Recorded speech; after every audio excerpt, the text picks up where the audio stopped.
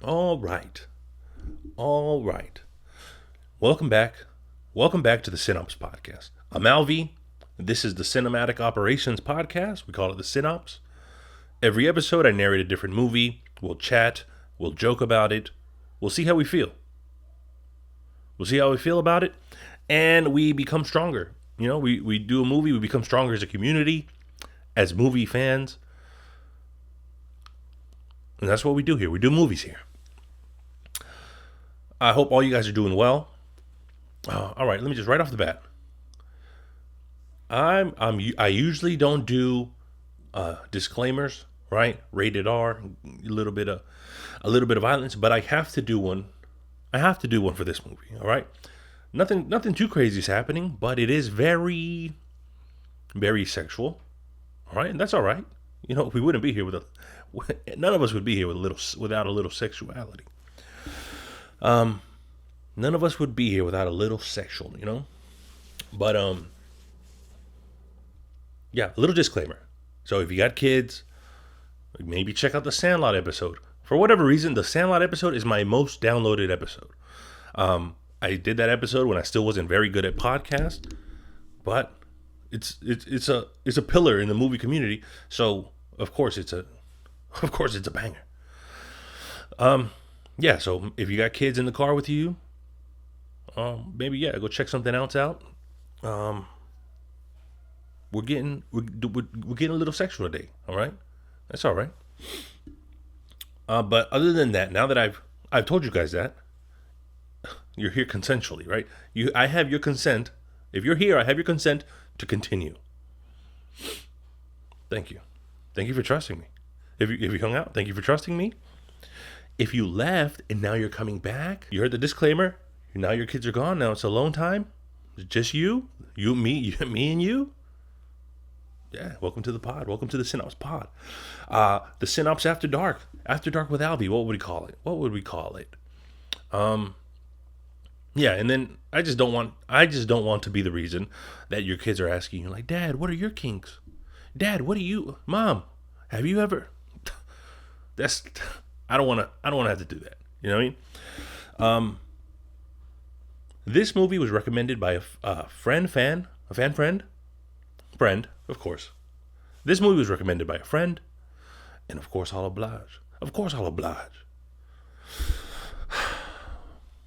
I'm a little scattered, right? I should have a whiteboard right over there.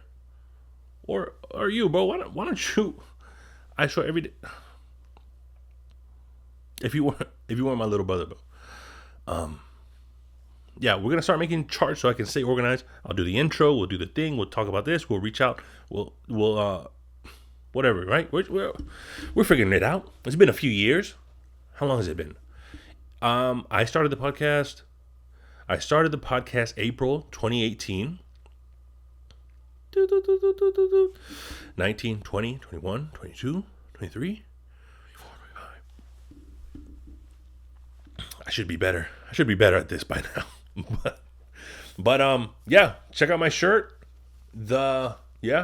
Sexual episode. I had to open up, get the, you know what I mean, where the collar. Sexual episode. I wanted to open up the, yeah, you know what I mean. I wanted to open up, show the clavicles. So the movie starts off, and our main characters are Maggie Gyllenhaal. Yeah, it was Jake Gyllenhaal's sister. But we have Maggie, and we have Robert California from The Office. Right? What was this guy's name? I don't remember. I'm not gonna look it up. No disrespect to you, but yeah, Robert California from The Office. But he's young, right? He's I want to say maybe he's like entering his 40s, right? He's like maybe like a silver fox. He's a professional. He's a lawyer, right, in this movie. But we start off with our main character. Her name is Lee, right? And when the movie opens up, we see Lee. She's wearing like a very not sexual. She's wearing a blouse, right? A button up, but she's wearing it very sexy. You know what I mean? It's open, it's tight, it's sexy, right? She's an attractive person. She's an attractive young lady, right? But the thing is, she's walking around the lawyer's office with a black collar. I told you, black collar, and there's a bar restricting her movements, so her hands are tied to the end of the bar, right? So she's cuffed to the bar, collar and thing, and she's walking around and she's doing all of the office work that she has to do, but she's doing it with her mouth because she can't do it. So she picks things up with her mouth. She has to pick things up like this, but she doesn't have a face of, right? She's not like, oh, I wish I could get out of here. You can see that she likes it. She feels sexy. She feels empowered. She feels beautiful. And that's what we all want, right? So she's doing all this and she's picking up the thing and then it cuts away, right? That's all we see of that. And we're like, what's going on? Was that hot? Is that hot to me? You're learning about yourself, you know? Is something waking up? All right, we'll talk about it. The awakening. Maybe something, the awakening, you saw something and that did something to you. And you're like, oh, I like that. I don't know what that is. I don't know what it's doing to me, but I like that. And that's essentially what we're doing here. This is what we find. And then it cuts away, right? So that was a scene that we saw. This girl walking around, very beautiful, very sexy in the office. And then we cut away and it's the same girl, right? But she's younger, right? There's a different aura about her, right? She's wearing like childish colors, like a pink and a purple raincoat, and she's wearing like tube socks and like rubber boots or whatever. She's not as attractive or as seductively dressed as we just saw. Right, and then we notice she's coming out of a rehab. I'm like, oh, who's this girl? She's leaving the rehab. Her parents are picking her up. And they're taking her home. They're like, welcome home, baby. Oh, we love you. Oh, we missed you. We're glad you're better. Right, and so far we don't know anything. It's been a few minutes. We don't know anything.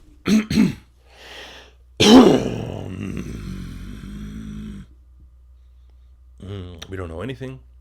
But they're welcoming her home. She's like, oh, it's good to see you.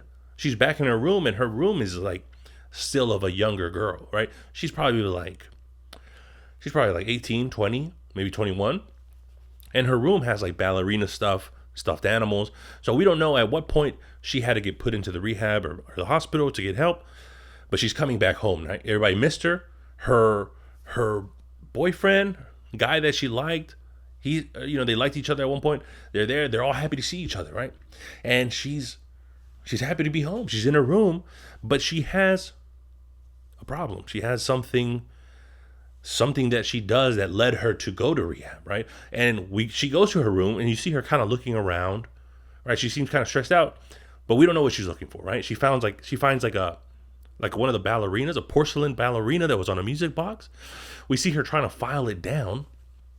She's filing it down, making like the heel of the ballerina sharp, and she starts pressing it to her thigh, right? She starts pressing on it. She could feel it, but it's not what she wanted. So we're like, oh, this girl, she hurts herself, right? So she's looking around, and there isn't anything sharp, to do that to herself. And then she kind of goes downstairs, and the mom, even though she's happy to be home, she's still worried about the daughter because the daughter was doing this thing where she would like hurt herself. Something went too far. They had to put her in this place to get help. So now we know what happens, right? And the mom and the dad, they're worried about her. But the thing about the dad, he's like a really bad drunk, right? He's yelling at her, cussing at the mom, right? He's yelling at the mom. He's cussing her out. And it's like a very violent scene. And then we can see Lee, right? She's kind of seeing that and she's kind of like crying about it. So, we kind of start piecing things together. Like this isn't she probably didn't grow up with great parents. They're kind of aggressive. And then this is something that she found that maybe in a way it helped her deal with her environment, right? But the mom had hidden all the knives. She locked them away. And even though like she's happy her daughter's home, she has to do this just as a precaution, right? And then life continues, right? We see Lee and she's hanging out with the family friends, the boyfriend, the mom and dad. They're having dinner and things like that. And it's time for her to find a job, right? She's an adult now. And she goes to typing school, right? She's learning the typewriter. She's at the community college. She's doing typing. I don't think I paid attention when I learned to type. I kind of just learned how to type through texting and then just a little bit of practice, right? I remember I went to college after the Marines. After the Marines, I went to college. I was in school for cybersecurity, right? In my first programming class, we were watching the professor, right? I had a professor from the Ukraine couldn't understand what he was saying, right? And I sat in the back of the class, couldn't understand what he was saying. He had a thick accent, and he was speaking in code. Literally, we're learning C code, C plus. And I'm like, and he's like, yeah, you gotta do this, do this, do this. And then not only was all that challenging, I wasn't really on the computers like that. So I'm looking for there was like a forward slash and a backward slash. And I literally had to ask one of my classmates, I'm like, bro, I found this slash, where's the backward slash? And he was like, oh, it's right there. But I wasn't worried about it because I could beat him up if I wanted to. Fresh out the Marines, could beat him up. But, right, she's in community college. And she's typing, right? And actually, typewriters are actually pretty cool, right? Just from like a mechanical standpoint, there's all the things that have to happen.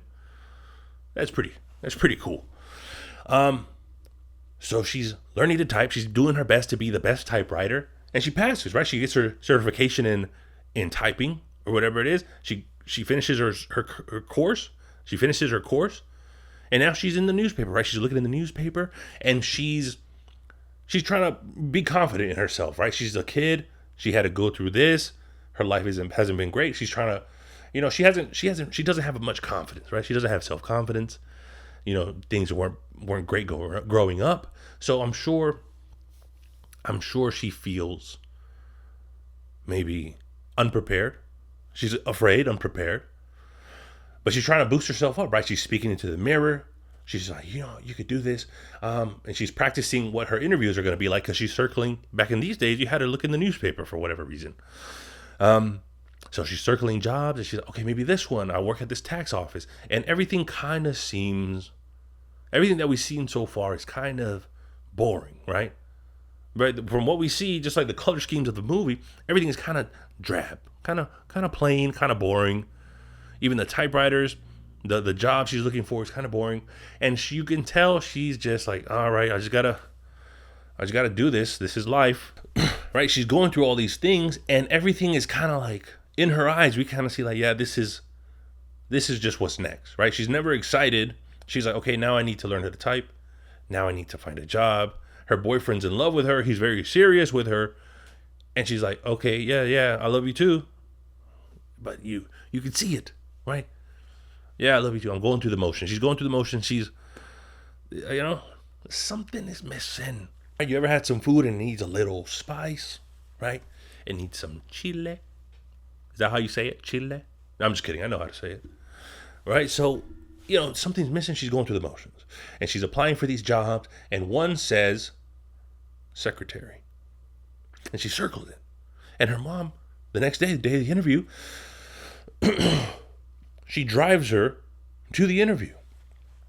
And she drives her because she's worried about her, right? She feels that she has to watch her because you can't, she can't trust her, right? That's what the mom feels. I love you. I love that you're here. I love that you're back. But she can't trust her. She can't trust her on her own. And that's why he drives her. That's why she drives her to work, to the interview. And like the daughter, she can't really say nothing, because she did cut herself pretty bad. But, yeah, she goes to the interview and she's nervous, right? She's nervous. She has her paper with her scores from the community college and she's ready. She goes in there. And when she goes in there, the old secretary, or there's another paralegal / secretary, she's like crying. There's a mess everywhere. She grabs her box full of stuff. She has a letter, like an envelope in her mouth, and she's crying and she leaves. All right, so this is a bad scene. All right, if you're going in for a job and somebody just got let go, there's a mess everywhere. She's crying. But she goes. She continues. She goes to the office, right? And she meets her future employer, Mr. Gray. And she walks to the back where Mr. Gray's office is, and he's looking at a picture of his ex-wife. You know what I mean? So he's already like not in a great mood, right? Whatever happened with the secretary, he's not in a great mood. And he's something's off, right? We see it right away. Something is bothering him. Whatever. He's not paying attention. He's not sharp. He's not focused. And she comes in and she's like, "Are you the lawyer?" And he kind of like, oh, he kind of like fixes his hair real quick, and he's like, "Oh yeah, come in." And she's like, I could come back another time or whatever it is. And he's like, "No, stay." And he's cool, you know what I mean? This guy, what's his name?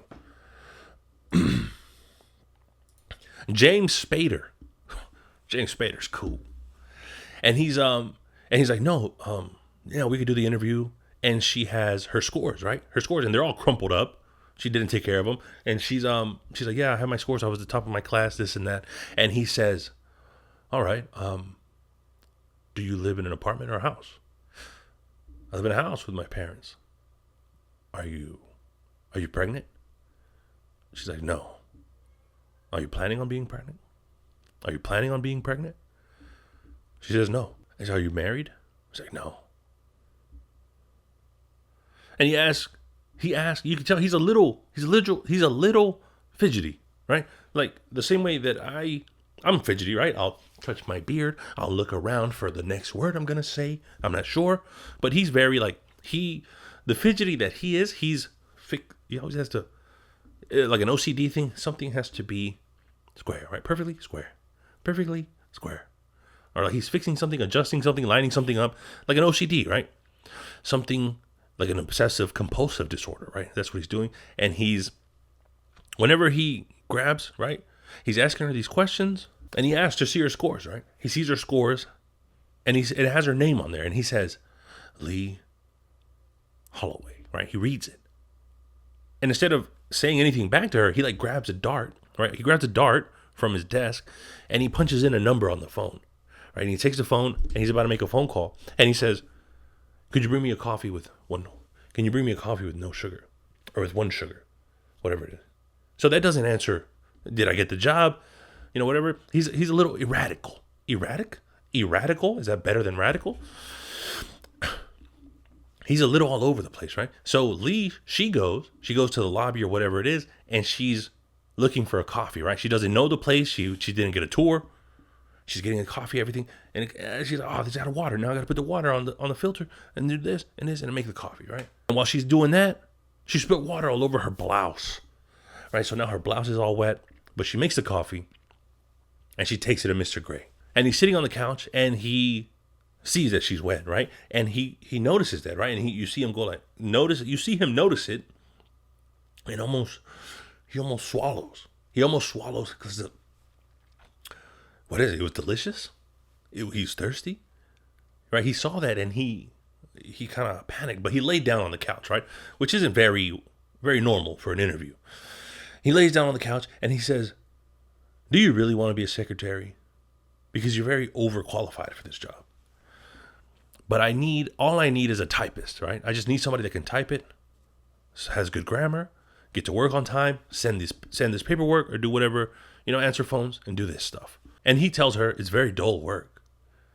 And she says, I like dull work. Because, she doesn't want, I guess that's what her life is. That's what she thinks her life has to be. Dull work. That's what I want. And then it looks like they come to an agreement, right? And then the phone rings and he grabs it. He hands it to her, right? He hands it to her and he says, less sugar in the coffee. And that's pretty cool, right? Because you don't know what he's going to say next. But he's so cool about everything.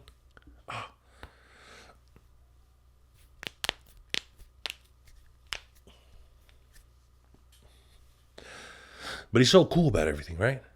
And in that, he's saying, you got the job, all right? You can work here. You're going to be a paralegal for me, right? And then we see her with her family, right? And she's just having a dinner. Pretty boring.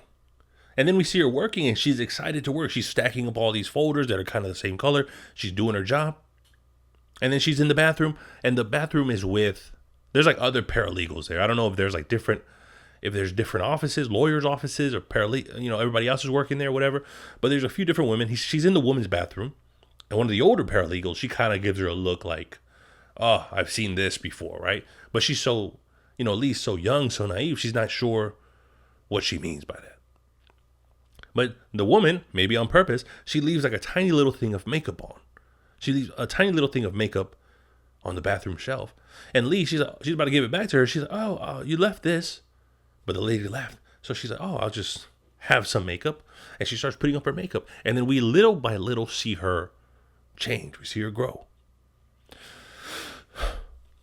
And then we see her next interaction with Mr. Gray. And she goes into Mr. Gray's office and he's injecting something into his flowers, right? He has orchids. Or I think they're orchids, whatever, a flower. Nice flowers. And he's very right? Panicky, right? There's a panic when something's not going his way, when something surprises him, right? So she surprised him when she came into the office, and we could see that he's a little like, what was that? What are you doing? Was it something? Everything has to be in order. Everything has to be in order. And she says, "Oh, I brought you a coffee. I brought you a bag of donuts as a gift or whatever." And he says, only thing, he doesn't say thank you or anything like that. He just says, "I think I accidentally threw out my notes for this case or whatever." All right. And then she leaves, right? And she's kind of, you can see she's attracted to him, right? He's a curiosity to her. He's an attractive curiosity. And she's like, "Oh, how interesting. What is he doing? What is he up to?" And he doesn't say anything to her. That's all he said. I think I threw the notes out. And she leaves and she goes to the dumpster. She goes to the dumpster. Mr. Gray didn't even ask her to look for the notes, but she's in the dumpster. And she's in there and she's looking for it. She's digging through trash. There's plastic and cardboard and all that. And Mr. Gray sees that, right? He looks out the window and she's digging through the trash can for the notes that he said he threw away. And he goes to his office. He goes to the center of his office and he starts doing crunches, right? Like fast. It's like trying to knock these crunches out for whatever reason. And he's focusing, right? He's doing his crunches, knocking them out. And then she comes back in. And then she's walking back to the office and she sees that her mom is in the parking lot. Like the mom dropped her off in the morning and she's in the parking lot. He's like, I don't get off for another 5 hours. What are you doing here? And she's like, "Oh, I was just waiting, or I don't have nothing going on, so I'm just gonna wait for you." Whatever it is. But really she's worried about her condition. The thing, that thing she does. She cuts herself. And she's making sure that she doesn't relapse or have any troubles at work. And Lee, she can't say anything, right? Because she's like, "Oh, well, I guess I brought this on myself. She's just worried about me." All right, goes back inside to work. So he goes back inside, and the donuts that she had taken to Mr. Gray, they're in the trash can, right? He takes care of himself. He's pretty lean. But Mr. Gray's like, "I need you to put out some mouse traps around the office," or whatever, right? So she's setting up these mouse traps. She doesn't really know how to do it. So he has to show her, right? You put the cheese in the thing, open up the thing, they're going to thing, and then you put them wherever you want. So one of the spots that she has to put it is in the corner behind the curtain over there. And then she's reaching in there and she's is she doing it on purpose? Whatever. She's really just trying to get in there, but she leans, takes a long lean. Her skirt kind of opens up a little, right? She's leaning in, the booty's in the air. And she's just trying to put the mousetrap in. But Mr. Gray, he's trying to focus on his folder and he notices, some skin is showing. The leg is out, the booty's up. And he notices she has a row of Band-Aids up her leg, right? That doesn't happen on accident, right? These are small cuts that she had been making on herself. And he recognizes, right? He's a smart guy. He's a lawyer. He recognizes it. And then she turns back. She looks at him. She sees him looking at her. She thinks she's attracted to him. He's attracted to her. We know the chemistry. All of us have been there. Hey, all of us have been there. Right? But he doesn't say anything. He doesn't say anything about the cuts. He doesn't acknowledge her. Nothing like that. And then like a few more scenes, we see Lee, right? She's on a date with her boyfriend and they're having some snacks at the laundromat, right? Because the boyfriend's not a rich man. They're having some snacks at the laundromat. They're playing a few arcade games. They're waiting for the laundry to dry, right? And Mr. Lee, he just happens to go to that. Or Mr. Gray, he just happens to go to that same laundry. And he sees her there, right? And he sees that she's on a date. And they're talking about underwear, right? They're talking about underwear and body parts. And you know what I mean? And they're just having fun. They're just kids in there talking about all that stuff. And they're laughing, right? She's laughing. And that was the first time I think Mr. Gray had seen Lee laugh. And he doesn't say anything, right? He just leaves the laundromat as fast as possible. He just gets out of there. And Lee's in there laughing. The boyfriend's laughing. They're having fun. They're young, right? They're young and in love. So this entire time, we always see there's something going on with Mr. Gray, right? In we don't know what he's thinking. He doesn't talk much. We're not sure, but we know that he's not happy with with things, right? He has an obsessive compulsive disorder that we kind of catch pieces of. He needs things to be a certain way, and we see that, right? And we see that especially in this next scene, right? So Lee's at work. She's typing up a letter. She has headphones on. She's typing up a letter. And Mr. Gray comes out of his office, storming, right? He's mad, and he's holding up the letter in front of her. He's like, what is this? Look at this. And she's like, what? She's scared, right? She's never been talked to this way. And he's like, look at this. What is this? And he's yelling at her. And she's like, what? Like, I don't know what's wrong. What is it? And circled in red marker, there's 3 letters. And he's like, all these letters are spelled wrong. There's 3 typos on this letter. This makes my company look bad. Whoever's receiving this, the other people that I'm working with, they get this. This is a reflection on my office, this and that. And then he's yelling at her, right? And she's visibly upset. She's never been yelled at. And he's like, get it right, right? He's very mean to her, right? Obviously, after he saw her with his boyfriend, he's very mean to her, right? And he's like, get it right. And she's scared, right? She's scared, and she's, oh, all right, let me try to get this right. And he goes back to his office, and he's checking other papers. And he has that red marker. And I guess Lee, she tried to make the paper correct. She went back over there, and she keeps making little mistakes, and he circles them with his red marker. And it's like adding a pressure. It's like adding a pressure to Lee. She's already a little different with her condition, the things that she does, and this is making it a little worse, right? She's kind of a little frantic, a little panicky. She already has to take medication. She already has to take medications from a rehab, from the doctor that they prescribed, and she's panicking, right? And she's typing in, trying to make sure she's doing a great job. And then she takes the letter back to Mr. Gray's office. She comes, she thinks she did a great job on this letter. It's the first letter that she's like, okay, this is perfect. And she comes in, she puts it on the table, and Mr. Gray's in there just reading. He's like reading a book. And he says, can you write up a bill for $500 for that lady? Well, something to do with the case. And she's like, you know what I mean? She's thinking like, well, okay, this is the letter you were grilling me about. Aren't you gonna, whatever? And then he doesn't say anything. He doesn't say anything about the letter. It's like this mind game, right? This is the thing he's doing. You don't know what's next. You don't know what's next with him. And she doesn't say anything. She just does what she's told. And she starts walking away, right? And then Mr. Gray tells her, he's like, Lee, the way you dress represents my business, represents my office. And you kind of dress like bad, right? You got bad colors. The skirts are out of fashion. They're not cool. They're not sexy. You got to have to do something about that, right? And then she's like, okay. And then he said, do you also realize that he's being mean to her, right? He's saying mean stuff to her. And he said, do you know that you always sniffle? I said, what? You're always sniffling. He said, oh, no, I didn't realize it. He said, okay. Well, do you know that you tap your foot when you type? And he's like, what? No, I didn't realize. So, well, you do. And he's kind of like grilling, he's grilling about the little things that she does. And she's like, okay, she's scared, right? She's carrying this tray, this food that he had. She's making her way out of the office. And she's like scared, right? She's like, she doesn't want to hear these bad things. She wants to impress him. She wants to do a good job. And he's grilling her about these little things. And she's like, okay. She's scared. So later that night, she's having dinner with her parents and her boyfriend. They're there. And they're all like, they're pretty nice. Oh, she's having dinner with like her mom, her grandpa, and her boyfriend, right? The dad's not there because he's like a drunk who got kicked out of the house. It's bad all around. And they're having this conversation how, oh, Lee, your brother's getting married in Vegas, and they're kind of bringing up the subject. Like, what if we make it a double wedding, right? And the boyfriend's like, yeah, like he's all nervous and like a quirky, nerdy dude. And he's like, yeah, what if we, wouldn't it be amazing if we got married or whatever like that? So she's like, she said, yeah. She's like, oh yeah, that would be cool because she feels that's what she has to say, right? And that's kind of what we see. She's kind of just doing what, she's kind of just going through these motions. So she's like, yeah, that would be cool. So in a way, she kind of just agreed to marry her boyfriend, which it looks like she wasn't too happy about.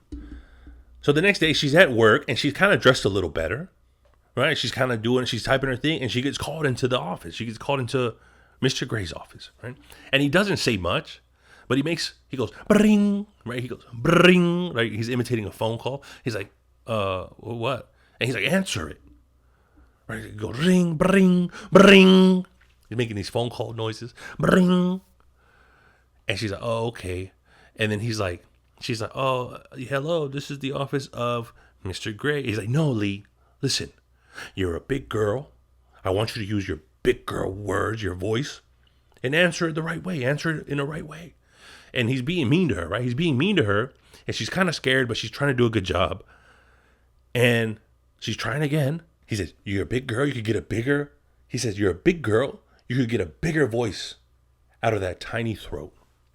And, you know, it's kind of, oh, you think, right?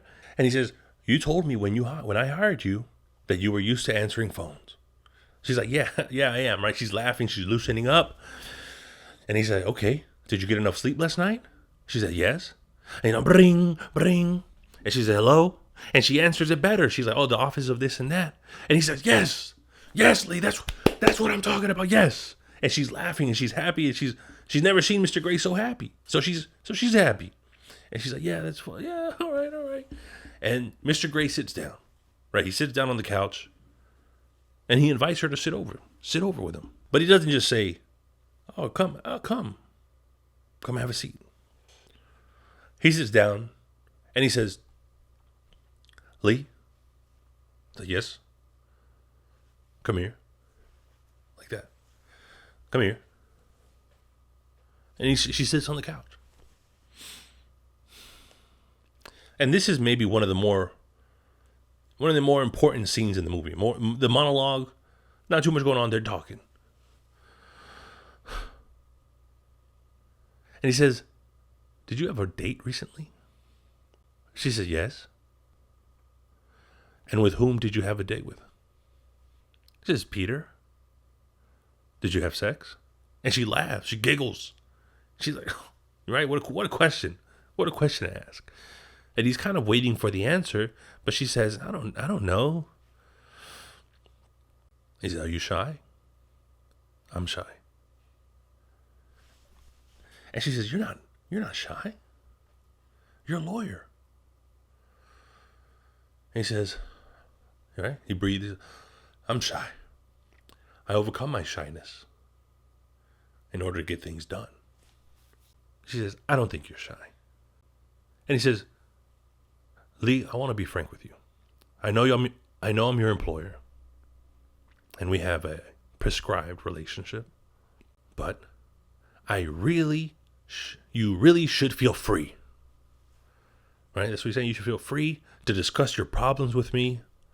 And she didn't know that's what he was going to say. Right? She's like, oh, okay, yeah. And she's like, she's smiling. Maybe she feels that they're becoming friends or they're getting closer. And he says, what's going on with the sewing kit and the Band-Aids? Right? Because it's like something she would carry with her. She has a sewing kit and some Band-Aids. And she didn't know he was going to ask that. So she's like, and she gets nervous. She starts getting nervous. She pulls down her skirt on her, she covers her legs with her skirt. And she says, I feel shy. And he says, do you want some hot chocolate? She said, okay. And he had a cup. He had a cup right here on the table. He gives it to her.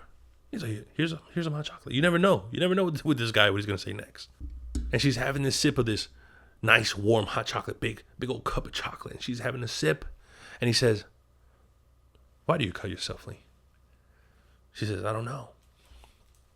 You're right. She's caught a little off guard. She's caught a little off guard, but she says, I don't know.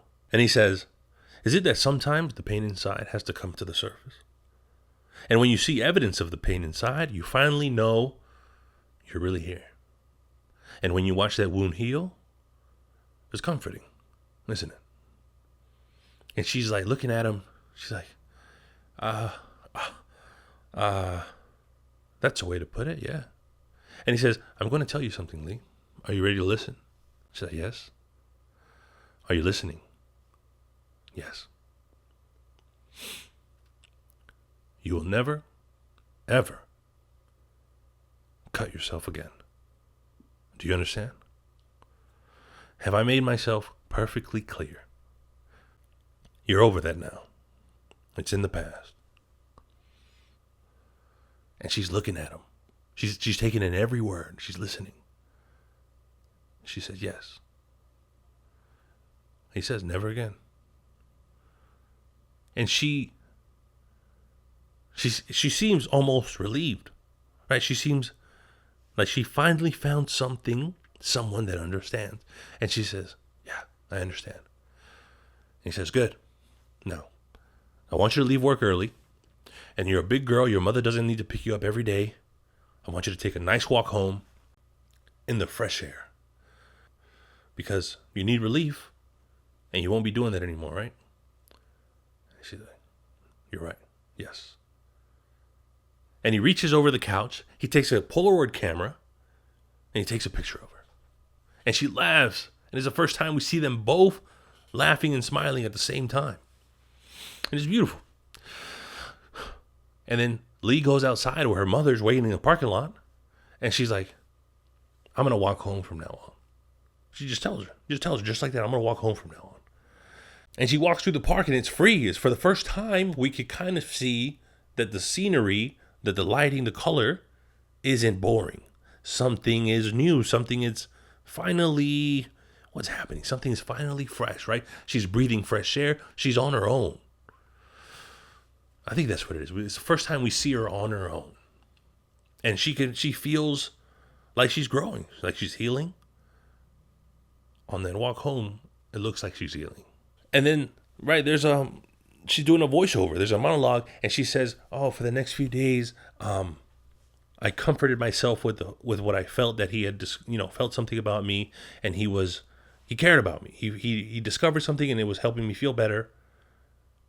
And then Mr. Gray comes in, and he slams a paper on her desk, right?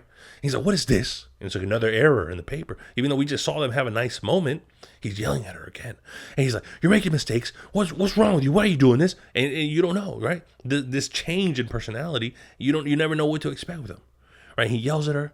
And even though she was feeling confident, she was feeling grown, and she felt like she had made progress with herself as a person, and then with her relationship with her boss, is gone, right? She's sniffling again, right? She's crying, a little crying, because she let him down again. She let him down again, I guess. And Mr. Gray, he storms off, and he was in the hallway, and he can hear her sniffling at her desk. And he's like, he kind of feels bad about what he did. You see him thinking, and he turns around and he says, "Lee, come to my office and bring the letter." And they go to his office. And he tells her, "Lee," he says, "put the letter on my desk and face it so you're directly facing the wall." And she does it, right? She puts the letter on the desk. She's facing the wall.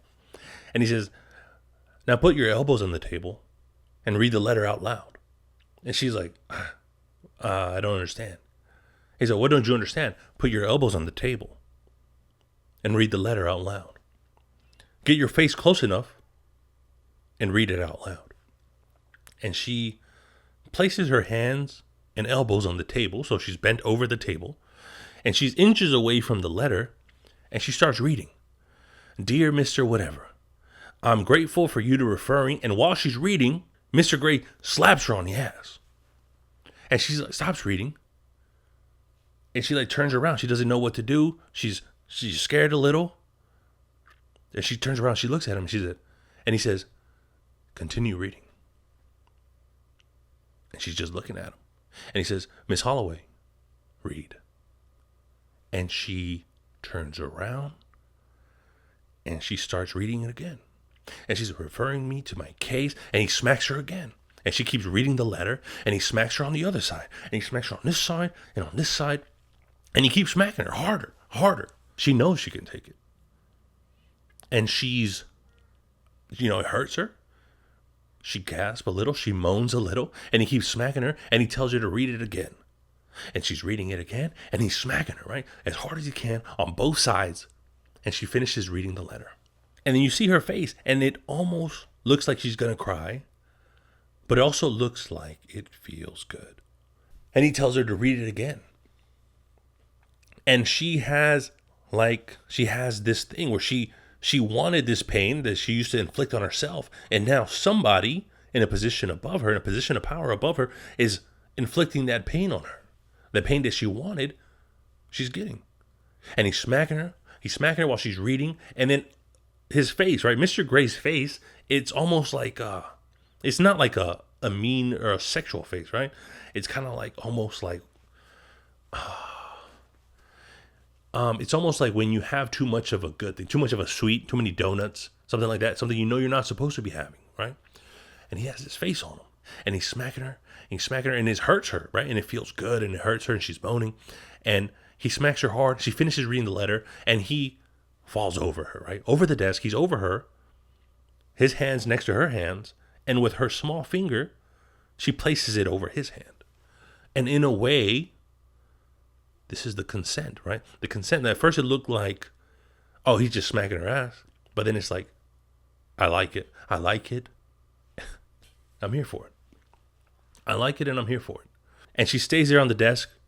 And Mr. Gray walks around and sits down, right? He straightens his tie. He sits down. He's a little out of breath. And he says, now straighten yourself up and go type it again. And she does. She doesn't say anything. She picks up the letter and she goes. And she gets to the hallway and she's realizing, oh, this is something. What just happened? Here we are. She goes to the bathroom. She checks herself. She pulls her skirt up, her underwear down, and she's red. She has these handprints. She has these handprints on her cheeks. And she likes it, right? It hurt, but it felt good. And then when she retyped the letter, she took it to him, and she has this look of like, she's happy, she's glowing. She takes him the letter, she sets it down, waiting for him to say something about the letter, like, or whatever it is, and he doesn't say anything. He doesn't say anything. So she kind of just leaves. She backs away and she leaves. And then she's going on about her job. She's making copies of papers and things like that. And Mr. Gray, he knocks on the door. He's like, Miss Holloway, good job on the letter. Right? And that's all he says. He walks away and she's like happy. That made her probably the happiest she's ever been. That made her incredibly happy. It made her, she's glowing. You see a smile of satisfaction. Right? And she goes about her day. She's at home. She goes about her day. And then we have like a montage. Right? There's a montage. And now they're into it, right? They're doing this. And she's doing all the things that he tells her to do. And that's what she's about. She likes being submissive. He likes being completely in control. And one of the things that he does, he has her in the thing with the collar and the hands are tied up right here. So she doesn't have her free will of motion, right? She can't just bend her arms and do whatever she needs to do. He has her crawling through the office, carrying his mail in her mouth, crawling through the office, right? She's dressing better. We see her kind of grow into herself. She's sexier. She's dressing sexier. She's wearing makeup. She's more confident. And she's doing everything he has. At one point, he pulls out like a little treat and holds it in front of her, and she eats it out of his hand. And then at one point, she's on her hands and knees on top of the desk, and he puts a saddle on her, and he puts a carrot in her mouth. He doesn't ride her, but is that something? Right, that's another thing. And they're doing all these things. And then at one point, she's having dinner with her family, and she's on the phone with Mr. Gray. And he says, okay, I want you to have 5 peas, a scoop of mashed potatoes, this and a slice of butter. And you can have all the ice cream you want. And she's listening. She's like, yes, okay, Mr. Gray. Hangs up the phone. So he's controlling all these aspects of her life, and she loves it. She loves being told exactly what she needs to do, and she loves doing it. And we see her change, and now she's reading women's magazines on how to dress. We see her smoking a cigarette. We see her, she's not the little girl we saw being picked up at the rehab at the beginning of the movie. And then we see her in her room, and she's reading, and she's chilling. She's reading the letter. She has one of the red markers that Mr. Gray uses, and she's like playing with herself in bed. She's masturbating. She's like playing with herself to the idea of all the things they've done together. She loves this.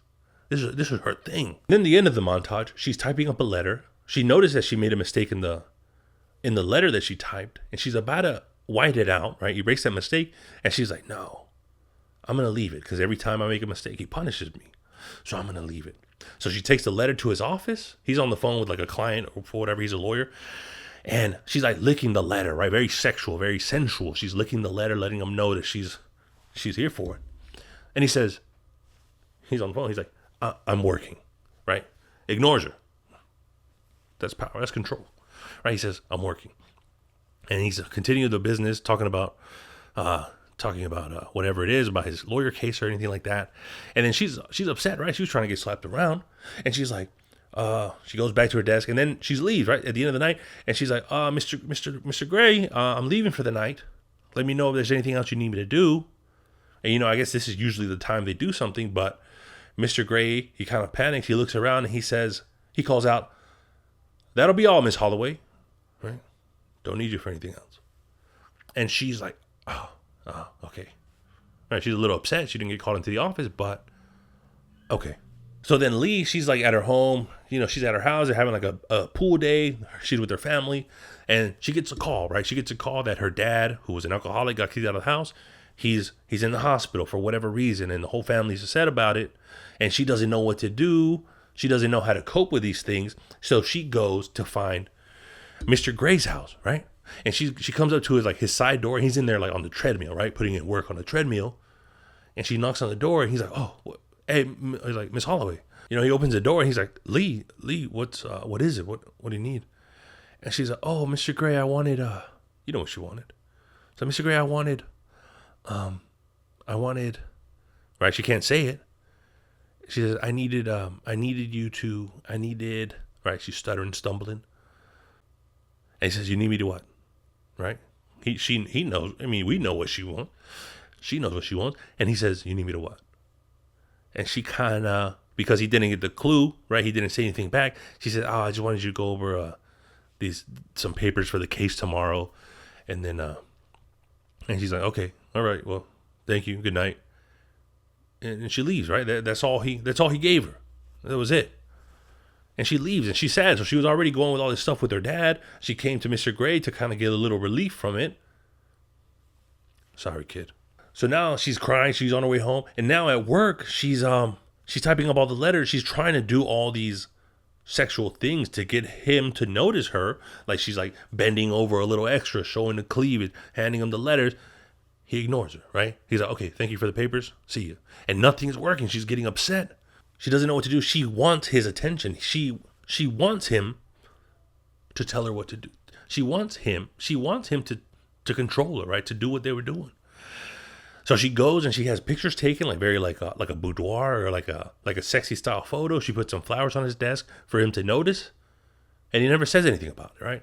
And then she's at home and we see her. She's in the room, and she's in the bathroom trying to smack herself on the, trying to smack her own ass with like a paddle or with like a hairbrush, and it's just not the same. It just doesn't hurt the same. And then one day she's walking at work and she sees a worm on the ground. And she says she has this idea because Mr. Gray, he has these flowers in his office that he really takes care of. I don't know if that's related to anything, but she takes the worm and she puts it on a paper. She folds up the paper and she gives it to him as a letter, right? And she's like, this will get his attention for sure. This is out of place. This is the wrong thing. This is completely the wrong thing. This will get his attention because he has that OCD, right? Where everything has to be the way he wants it, right?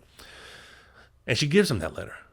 And while she's prepping that letter, she's kind of ignoring Mr. Gray. And Mr. Gray, I don't know if he notices it or maybe just every once in a while he checks her out and he's looking at her, right? And she's at her desk. She's very sexy. She has her blouse open. She's very attractive, right? He knows how attractive he is. He knows how attracted he is to her.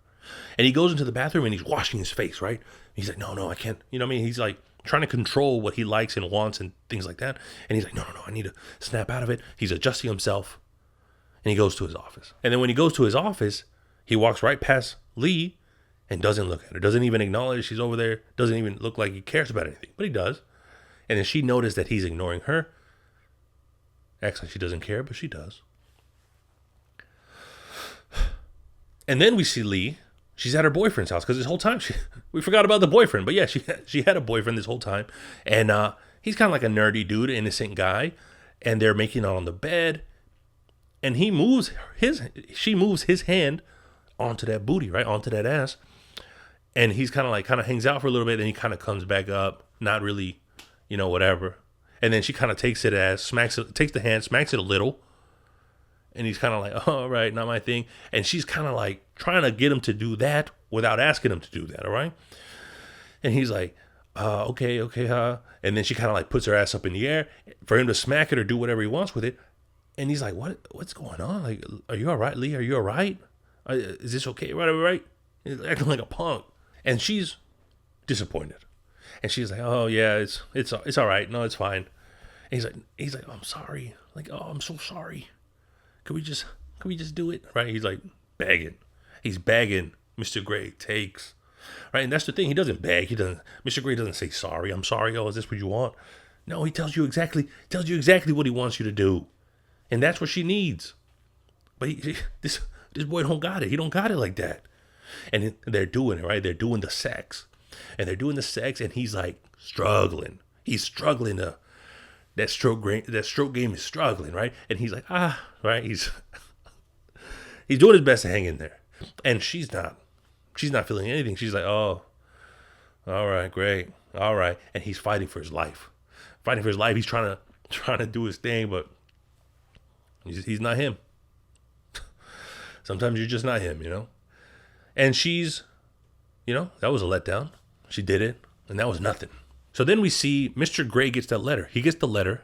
He opens it up. He sees it's a worm stuck to a piece of paper. He's like, he panics a little, and we see him doing pull-ups, right? He's in his office doing pull-ups, because whenever he has these urges or anything like that, that's why we see him do sit-ups. He does pull-ups. He's on the treadmill. He's trying to snap out of it, right? He has these things he feels that he wants, and he tries to snap out of it, right? So, get a hold of yourself.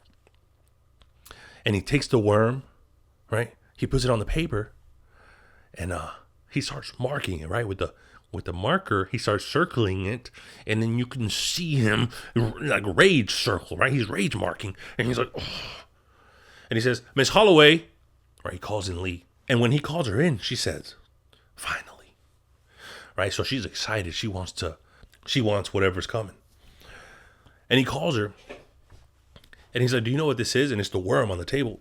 And he tells her to put her elbows on the table the same way. Bend over the desk, hands on the table, elbows on the table, bend over. And she's like, she just does it. And he says, now pull up your skirt and pull down your pantyhose. And she's like, what? This is the first time. They never actually done anything. But now this is the first time he's asking her, pull up your skirt and pull down your pantyhose. And she's like, what? And he's like, Miss Holloway, you're not worried I'm gonna fuck you, are you? And she doesn't know. And right when that happens, the boyfriend came in to look for Lee, and she's like, Lee, where are you? We're still on for lunch, or whatever. And from Mr. Gray's office, she's like, I won't be able to. No, I'm not gonna be able to go today. I'm not gonna be able to have lunch, babe. And she pulls up her skirt. She pulls down her pantyhose. And Mr. Gray's just standing behind her, watching her. Admiring, watching. And you could see him fight the urge, right? He's keeping something, right? He's keeping something away from himself. Right? And he says, I told you I'm not going to fuck you. Right? That's what he says. He said, I told you I'm not going to fuck you. There's just loud silence. You don't know what's happening yet. And he's standing a few inches away, a few inches behind her. And he's just watching her. He's watching her pull everything down. And she's just standing there, bent over. And he's just looking at her, admiring, wanting to touch. He's reaching out, almost but he doesn't, right? He doesn't give himself that. He doesn't take that. He's not giving himself, he's not letting himself. Right? And almost maybe it's like a punishment to himself or whatever it is. He's not letting himself feel that. And you can see him try to grab her hips, try to grab that. And she can feel how close he is. He's almost touching her skin. But she's just standing there, listening, waiting. She doesn't know what's happening behind her. And then she can hear some movement. And Mr. Gray's back there masturbating, right? He's over there jacking off. He's jacking off behind her. He's stroking behind her.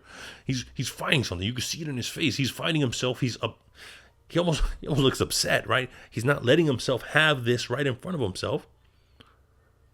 And he's jacking off. He's beating off, and he busts all over her back, right?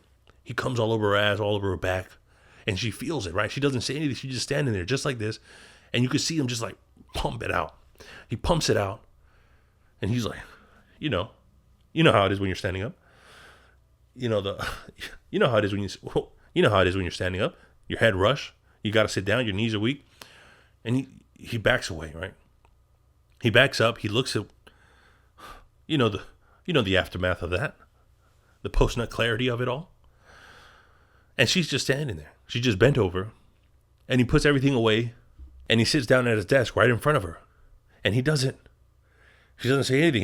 You see him like kind of, and he takes a file, right? He kind of adjusts himself, doesn't say anything. He takes a file from the desk, and he says, could you get these forms filled out?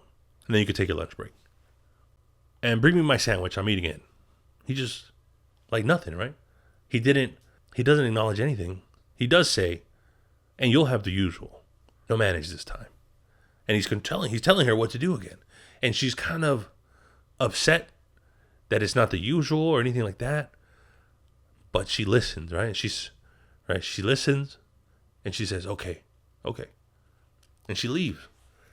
And she leaves with all that stuff on her back, right? And she's in the bathroom, she's cleaning herself up.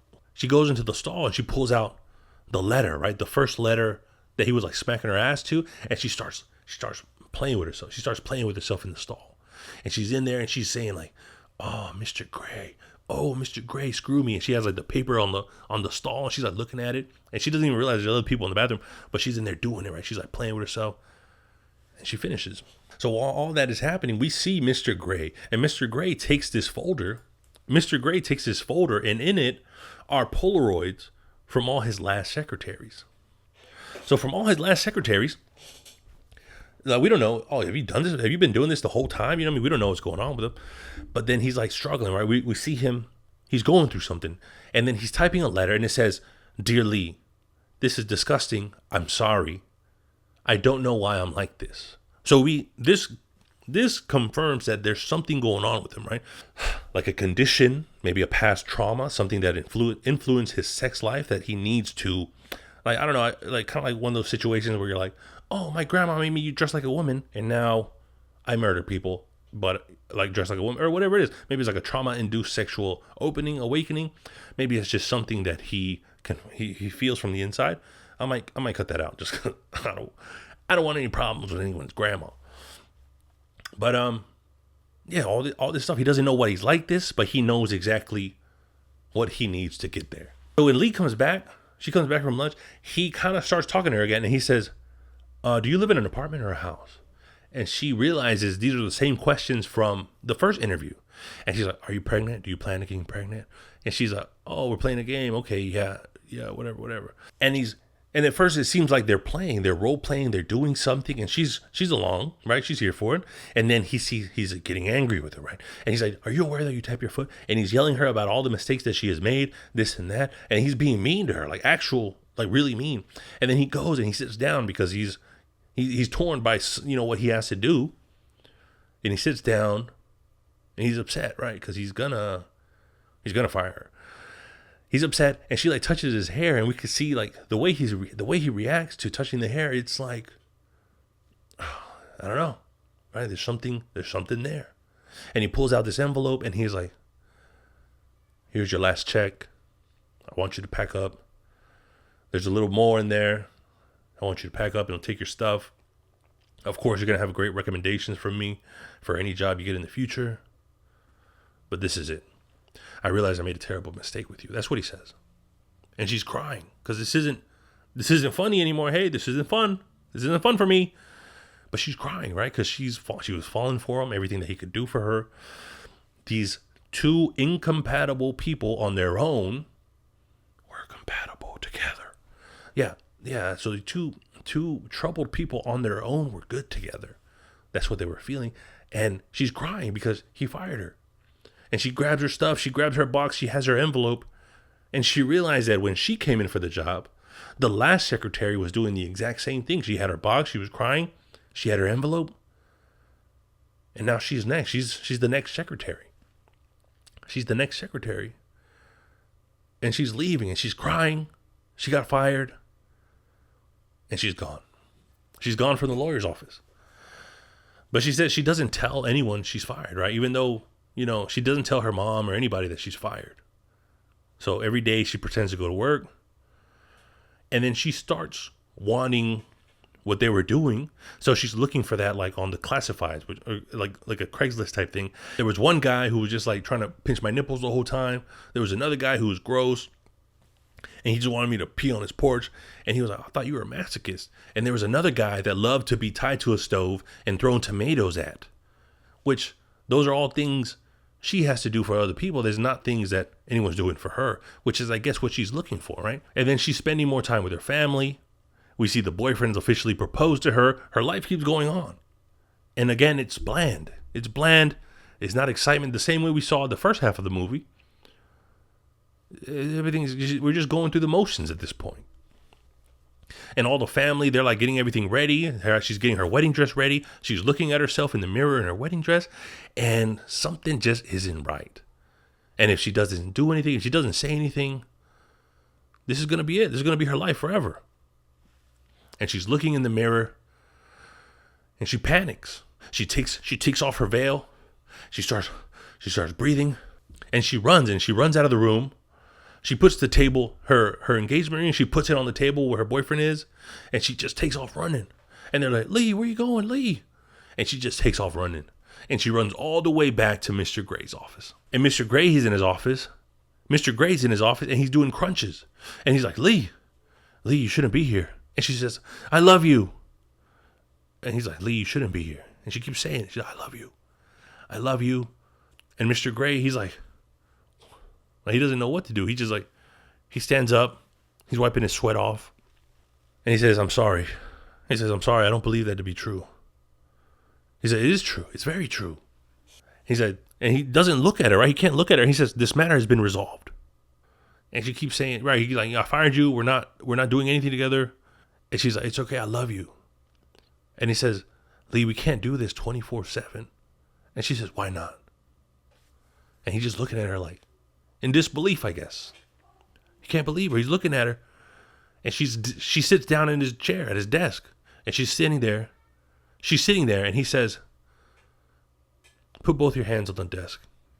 And she says, I want to make love. And he kind of takes a deep breath, right? Because he's not sure. And he says, keep both feet on the floor until I come back, right? So her hands are on the desk, feet on the floor, until I come back. And he leaves, and he makes a phone call. And he calls Lee's fiance, and she's like, in case you're wondering where she is, in case you're wondering, your fiance's in my office. All right? But he doesn't know what to do. Mr. Gray, he's sitting there for a little bit. He's unsure what to do with this situation.